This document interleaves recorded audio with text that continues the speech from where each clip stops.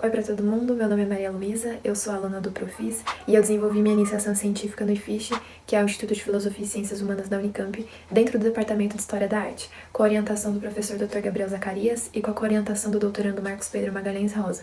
O título da nossa pesquisa é Louise Bourgeois e a Destruição do Pai, Arte, Feminismo e Psicanálise.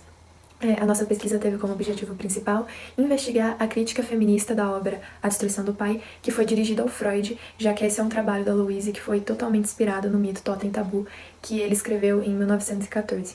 E aí investigar essa crítica levando em consideração os aspectos de gênero da época dela, como ela metabolizava as próprias experiências familiares e evidenciar com tudo isso como a artista contribuiu para o movimento feminista que estava em ascensão na época. Bom, tendo esse objetivo de pesquisa em mente, vamos falar rapidinho quem foi a Louise Bourgeois. Ela nasceu em 1911 em Paris e se mudou para Nova York em 1945 quando ela se casou. Quando ela chega em Nova York, ela sentiu muita dificuldade em ser reconhecida como artista, porque além, é claro, dela ser mulher, ela tinha um estilo artístico totalmente diferente do que estava acontecendo na época, né? Então, assim, artistas contemporâneos a ela, como Jackson Pollock, estavam pintando coisas no estilo action painting ou parecidos, e ela trazia questões mais críticas nas suas obras, como, por exemplo, na série de gravuras dela, Femimation, onde ela critica a condição das mulheres na sociedade da época. E aí, né, esse estilo artístico dela da Bourgeois de ser mais crítica só vai começar a ser valorizado lá pelos anos 70, que é quando o tema das obras começa a ser mais valorizado do que o próprio estilo individual de cada artista. E aí é nesse momento também que a arte vinculada ao feminismo e o próprio movimento feminista começam a ganhar mais força e mais destaque nas ruas de Nova York. E aí é nesse cenário de mudança no mundo artístico que ela alcança sua consagração, e é nesse cenário também que ela produz a sua obra A Destruição do Pai, que é uma instalação que eu escolhi estudar nessa pesquisa, que é essa obra que tem esse cenário caótico e muito intrigante ao mesmo tempo, com essas formas arredondadas por todos os lados e essa mesa central cheia de coisas em cima dela. E aí, se a gente resgata os relatos da própria artista sobre essa obra, a gente descobre que essa cena de caos é, na verdade, uma cena de parricídio, onde a vítima foi o próprio pai da artista. E aí que começa a relação e a crítica da Louise pro Freud. Bom, mas antes de entender a crítica da Bourgeois, vamos entender no que ela estava se baseando para produzir a sua instalação, que é o mito Totem Tabu do Freud. Ele contou essa história para ficar mais fácil de entender como os laços entre os homens foram construídos e como funciona o inconsciente humano.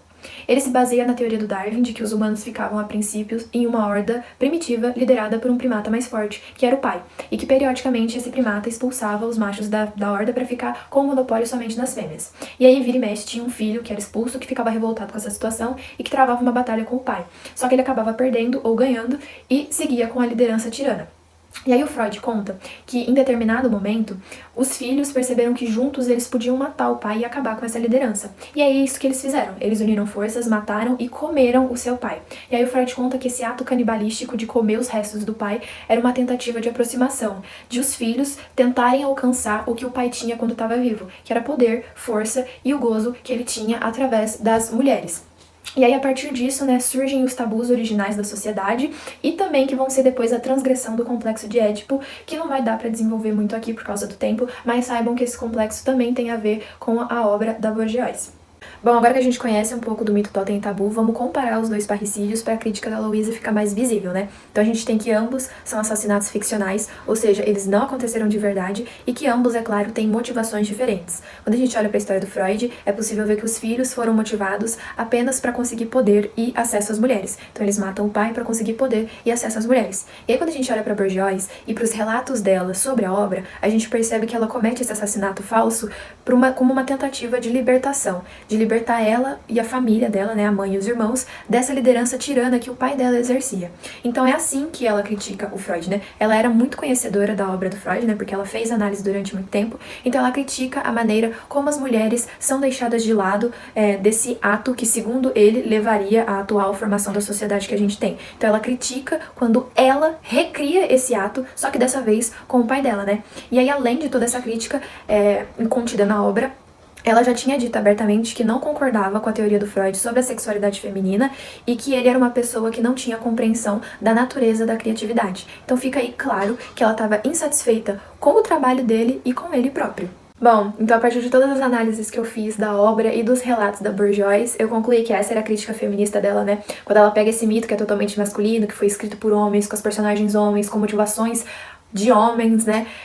E ela, enquanto mulher, refaz esse mito com motivações diferentes, com propósitos diferentes, mas que também estava cansada da tirania que o pai dela colocava dentro da casa dela, né?